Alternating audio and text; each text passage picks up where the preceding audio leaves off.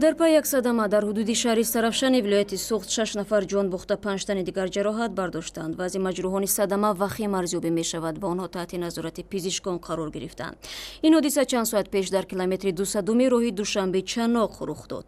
дар дафтари матбуоти ширкати АРС масъули нигоҳубини роҳи Душанбе Хуҷанд ба Радиои Озодӣ гуфтанд ки садама дар натиҷаи суръати баланди мошинҳо ба амал омад.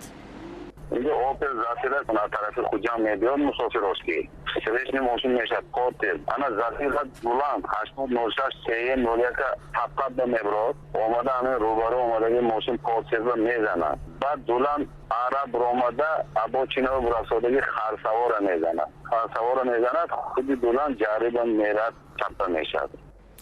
моҳи гузашта дар ҳамин роҳ дар минтақаи ҳушёрии ноҳияи Варзо бар асари оташ гирифтани чархи мошин таркиши зарфи 10 тоннаии газ ба вуқӯъ пайваст ки хисороти молии зиёдро дар пай дошт.